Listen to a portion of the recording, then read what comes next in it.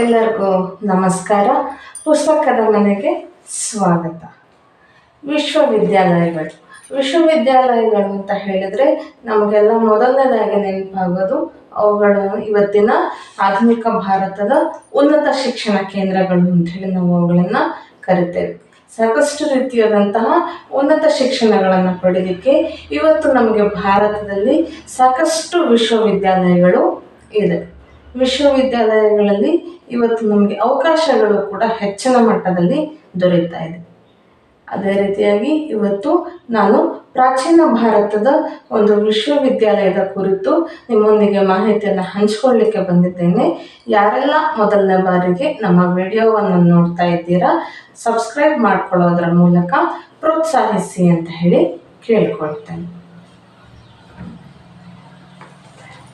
ಆಧುನಿಕ ಭಾರತದ ವಿಶ್ವವಿದ್ಯಾಲಯಗಳನ್ನು ನಾವು ನೋಡಿದರೆ ನಮಗೆ ಎಷ್ಟೊಂದು ವಿಶ್ವವಿದ್ಯಾಲಯಗಳು ನಮ್ಮ ಕಣ್ಣಿನ ಮುಂದೆ ಬರ್ತವೆ.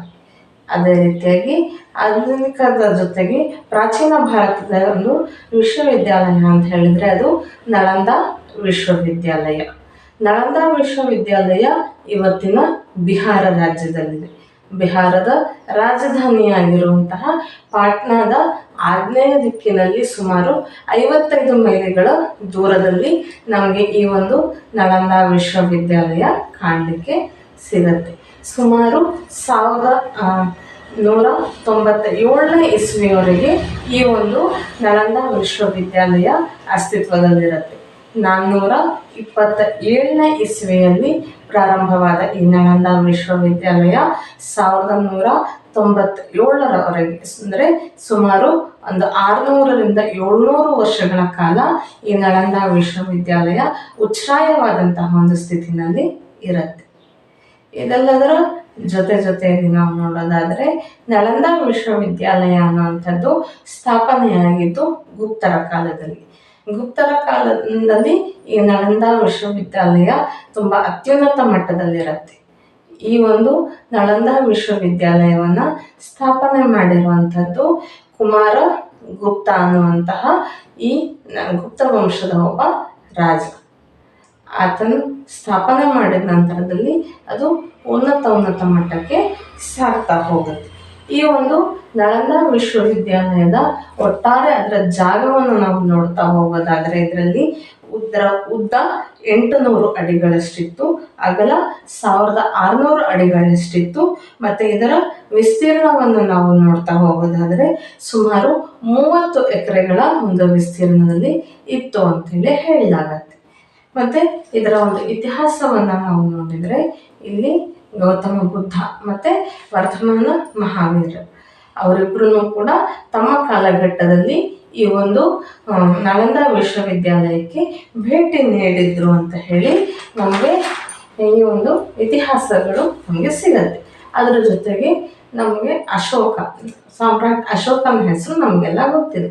ಈ ಅಶೋಕ ಕೂಡ ಸಾರಿಪುತ್ರನ ಒಂದು ನೆನಪಿಗೋಸ್ಕರ ಇಲ್ಲಿ ಒಂದು ಸ್ತೂಪವನ್ನು ಕಟ್ಟಿಸಿದ್ದ ಅನ್ನುವಂತಹ ಒಂದು ಕುರುಹು ಕೂಡ ನಮಗೆ ಇತಿಹಾಸದಲ್ಲಿ ಸಿಗ್ತಾ ಹೋಗುತ್ತೆ.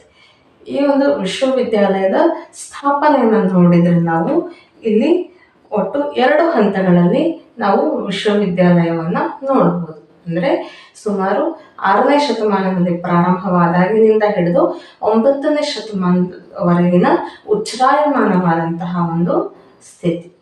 ಎರಡನೇದಾಗಿ 9ರಿಂದ ಸುಮಾರು 13ನೇ ಶತಮಾನದವರೆಗೆ ಈ ಒಂದು ವಿಶ್ವವಿದ್ಯಾಲಯ ಅನ್ನುವಂಥದ್ದು ಇಳಿಮುಖವಾಗ್ತಾ ಬರುತ್ತೆ. ಈ ಒಂದು 2 ಹಂತಗಳನ್ನು ನಾವು ನಳಂದ ವಿಶ್ವವಿದ್ಯಾಲಯದಲ್ಲಿ ಕಾಣಬಹುದು. ಇದರ ಜೊತೆಗೆ ಚೀನಾದ ಪ್ರಸಿದ್ಧ ಯಾತ್ರಿಕ ಆಗಿರುವಂತಹ ಹುಯೆನ್ ತ್ಸಾಂಗ್ ಕೂಡ ಇಲ್ಲಿ ಕೆಲವು ವರ್ಷಗಳ ಕಾಲ ನೆಲೆಸಿದ್ದ ಅನ್ನುವಂಥದ್ದನ್ನು ಇತಿಹಾಸ ನಮಗೆ ತಿಳಿಸ್ಕೊಡುತ್ತೆ. ಆಮೇಲೆ ಇದರ ಒಂದು ಅವನತಿ ಮತ್ತು ಅಂತ್ಯವನ್ನು ನಾವು ನೋಡ್ತಾ ಹೋಗೋದಾದರೆ ಚರಿತ್ರೆಕಾರ ಪ್ರಕಾಶ್ ಬುದ್ಧರ್ ಅವರ ಪ್ರಕಾರ ನಾವು ಹೇಳೋದಾದರೆ ಇಲ್ಲಿ ಹಿಂದೂಗಳು ಮಾಡ್ತಾ ಇದ್ದಂತಹ ಕೆಲವು ಯಜ್ಞ ಯಾಗಾದಿಗಳಿಂದ ಇದ್ದಂತಹ ಬೆಂಕಿಯಿಂದ ಈ ಒಂದು ನಳಂದ ವಿಶ್ವವಿದ್ಯಾಲಯ ಅವನತಿ ಆಗ್ತಾ ಬಂತು, ಅಂದರೆ ಬೆಂಕಿಗಾಹುತಿಯಾಯಿತು ಅನ್ನುವಂತಹ ಒಂದು ಮಾತು ಕೂಡ ನಮಗೆ ಇತಿಹಾಸದಲ್ಲಿ ಉಲ್ಲೇಖ ಆಗತ್ತೆ. ಅದರ ಜೊತೆಯಲ್ಲಿಯೇ ಇಸ್ಲಾಂ ದಾಳಿಕೋರನಾಗಿರುವಂತಹ ಬಕ್ತಿಯಾರ್ ಖಿಲ್ಜಿಯಿಂದ ಇದು ಧ್ವಂಸ ಆಯಿತು. ಅಂದ್ರೆ ಆತ 1197ನೇ ಇಸ್ವಿನಲ್ಲಿ ಟರ್ಕಿಯ ಬಕ್ತಿಯಾರ್ ಖಿಲ್ಜಿ ಆತ ಈ ಒಂದು ನಳಂದಾ ವಿಶ್ವವಿದ್ಯಾಲಯದ ಮೇಲೆ ದಾಳಿ ಮಾಡ್ತಾನೆ. ದಾಳಿಯಾದಂತಹ ಸಂದರ್ಭದಲ್ಲಿ ನಳಂದಾ ವಿಶ್ವವಿದ್ಯಾಲಯ ನಾಶ ಆಯಿತು ಅನ್ನುವಂತಹ ಒಂದು ಮಾತನ್ನ ಕೂಡ ಇತಿಹಾಸ ನಮಗೆ ತೋರಿಸ್ಕೊಡತ್ತೆ. ಮತ್ತೆ ಇದರ ಒಂದು ಸ್ಥೂಲ ಸಮೀಕ್ಷೆಯನ್ನು ನಾವು ನೋಡ್ತಾ ಹೋಗುವಂಥದ್ದಾದ್ರೆ, ನಳಂದವು ಇಡೀ ಪ್ರಾಚೀನ ಭಾರತದಲ್ಲಿ ವಸತಿ ಸೌಕರ್ಯವನ್ನು ಹೊಂದಿದ್ದಂತಹ ಮೊದಲ ವಿಶ್ವವಿದ್ಯಾಲಯ ಅಂತ ಹೇಳಿ ನಮಗೆ ತಿಳಿದು ಬರುತ್ತೆ. ಉತ್ತುಂಗದ ಸ್ಥಿತಿಯಲ್ಲಿದ್ದಂತಹ ಸುಮಾರಿನಲ್ಲಿ ಒಟ್ಟು 10,000 ವಿದ್ಯಾರ್ಥಿಗಳು ಮತ್ತೆ 10,000 ವಿದ್ಯಾರ್ಥಿಗಳಿಗೆ ಬೋಧನೆಯನ್ನ ಮಾಡೋದಕ್ಕೆ 2,000 ಅಧ್ಯಾಪಕರ ವೃಂದ ಈ ಒಂದು ನಳಂದಾ ವಿಶ್ವವಿದ್ಯಾಲಯದಲ್ಲಿ ಇತ್ತು ಅಂತ ಹೇಳಲಾಗತ್ತೆ.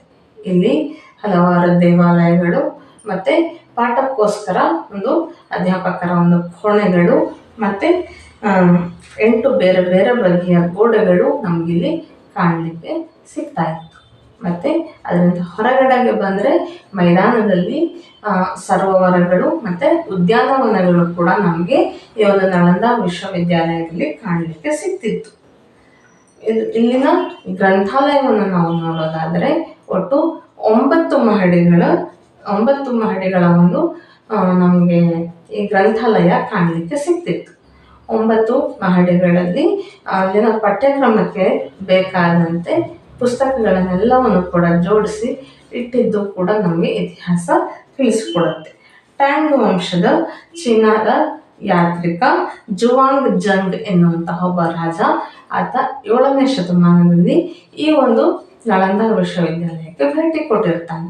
ಆತ ಈ ಒಂದು ನಳಂದಾ ವಿಶ್ವವಿದ್ಯಾಲಯದ ಎಲ್ಲ ಥರದ ಒಂದು ವಾತಾವರಣದ ಕುರಿತು ಆತ ತನ್ನ ಒಂದು ಬರವಣಿಗೆಯಲ್ಲಿ ದಾಖಲಿಸ್ತಾ ಹೋಗ್ತಾನೆ.